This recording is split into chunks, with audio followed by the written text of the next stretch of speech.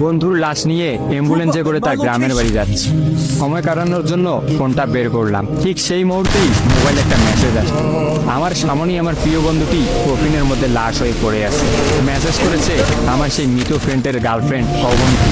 আমি মেসেজগুলো পড়া শুরু করলাম। ফাহাদ, আমাকে মাফ করে দিয়ে।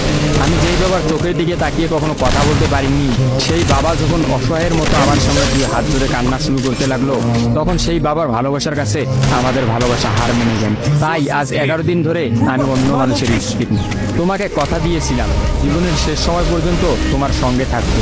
আমার সব সময় ভয় হতো যে তুমি আমাকে কষ্ট দেবে, হয়তো আমাকে ছেড়ে অন্য কাউকে বিয়ে করে। অথচ দেখো, আমি তোমাকে কষ্ট দিলাম, আমি তোমাকে রেখে অন্য পুরুষকে বিয়ে করে ফেললাম। জীবনটা বড়ই হচ্ছে, তাই না?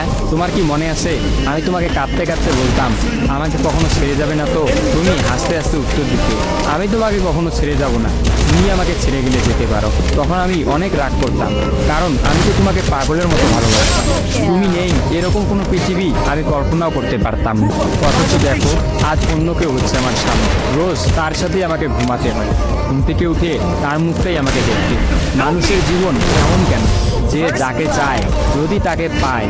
প্রকৃতি তাতে কি এমন আসে যায়? কেনই বা প্রকৃতি তাদেরকে কাটায়? হুট করে সব কিছু হয়ে গেছিল, তাই আমি ইচ্ছে করেই তোমার সাথে যোগাযোগ বন্ধ করতেই আমার নাম্বারটা বন্ধ করলাম। বিয়ের দিন ভাইয়ের ফোন হাতে নিয়ে আমার ফেসবুক আইডিটাও ডিলিট করে দিলাম। তুমি অনেক কষ্ট পেয়েছো আমি জানি, যার সঙ্গে সারা জীবন কাটাবো ভেবেছিলাম তাকেই শেষমেশ কষ্ট দিলাম।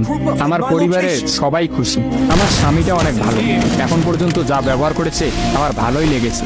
তবে ভবিষ্যতে কি হবে জানি না। তোমার কি আমার সেই প্রথম দেখা হওয়ার কথা মনে আছে? তবে সেটাই যে প্রথম দেখার, সেটাই যে শেষ দেখা হবে, এটা কখনোই ভাবতে পারি। আসলে মানুষের চিন্তার বাইরে যে কত কিছুই ঘটে, তাই না? সেদিন আমি তোমার সাথে 3 ঘন্টা ছিলাম, কিন্তু সেই 3 ঘন্টায় কেউ কাউকে স্পর্শও করিনি। কিন্তু তুমি যখন আমাকে তোমার রিক্সায় তুলে নিতে তোমার হাতটা বাড়িয়ে দিলে, তখন আমি তোমার হাতটা প্রথম স্পর্শ করেছিলাম। বিশ্বাস করো, সেদিন আমার কিছুতেই তোমার হাতটা ছাড়তে ইচ্ছা করছিল না। তোমার ঘরে আমার জন্য কিনে রাখা শাড়িগুলো নিশ্চয়ই এখনো আছে। আচ্ছা, আমি তো এখন আর তোমার নেই, ওই শাড়িগুলোকে আমি পাবো? তোমার তো যখনই কোনো শাড়ি পছন্দ হতো তুমি কিনে রেখে দিতে, আমি বলতাম বিয়ের পর সবগুলো একসঙ্গে নেব। দেখো, আজ আমি বিবাহিত, কিন্তু আমার স্বামী তুমি নও। আমি এমনটা কখনোই চাইনি। নিজের পছন্দের একটা মেয়েকে বিয়ে করে নিয়ে তারপরে শাড়িগুলো তাকে দিয়ে দিই।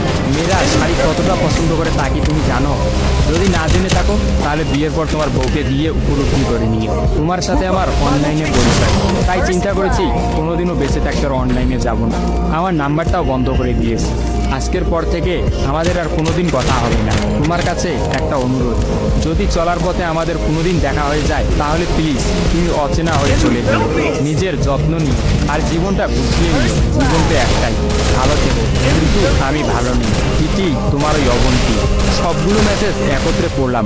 আমার সামনে চিরনিদ্রায় শুয়ে আছে ফাহাদ। অবন্তী পরপর 5 দিন অনলাইনে আসেনি এবং ফাহাদের সাথে কোনো যোগাযোগ করেনি। তখন এক রাতে অফিস থেকে ফিরে ফাহাদ রাগ করে তার ফোনটা আসার দিয়ে কিনে ফেলে। ভায়া মোবাইল আর ঠিক করা হলো না। ফাহাদ তার সিমটা আমার ফোনে ইনস্টল করে। জরুরি কোনো কল এলেই একমাত্র ফাহাদকে দিতাম। আর ফাহাদ রাগ করে বলল, যতদিন না পর্যন্ত অবন্তী আমাকে SMS করে ততদিন পর্যন্ত আমি আর নতুন ফোন কিনবো না। মোবাইল ভাঙার 2 দিন পরেই ফাহাদের প্রচন্ড জ্বর আসে। একদিনের মধ্যেই ফাহাদকে হাসপাতালের মধ্যে ভর্তি করলাম। ডাক্তার পরীক্ষা নিরীক্ষা করে বলল ফাহাদের ডেঙ্গু জ্বর হয়েছে। তবে চিন্তার কোনো কারণ নেই, ডাক্তারের কথা বিশ্বাস করেছিলাম। কিন্তু ডাক্তার তো সবকিছুর খবর জানেন না, যিনি জানেন তিনি হচ্ছেন সৃষ্টিকর্তা। ফাহাদের হয়তো এই জ্বরকেই মৃত্যুর একটা ওসিলা বানিয়েছিলেন। যেই ডাক্তার বলেছিল চিন্তার কোনো কারণ নেই, আজ সকালে সেই ডাক্তারই ফাহাদকে মৃত ঘোষণা করলো। ফাহাদের আর জানা হলো না অবন্তীর কথা।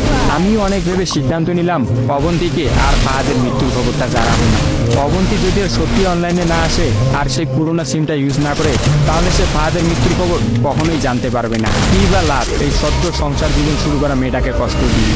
অথচ আমি ভাবলাম সে হয়তো ভাববে ফাহাদ অনেক ভালো আছে। কোনো একদিন শাড়ি পরতে গিয়ে হয়তো অবন্তী ফাহাদের কথা চিন্তা করে। সে হয়তো ভাববে ফাহাদের কিনা শাড়িগুলো হয়তো তার স্ত্রী পরে রোজ তার সামনে আসে, কিন্তু ফাহাদের সাদা কাফন করে কবরে যাওয়ার ঘটনাটা না হয় তার অজানাই থাকে।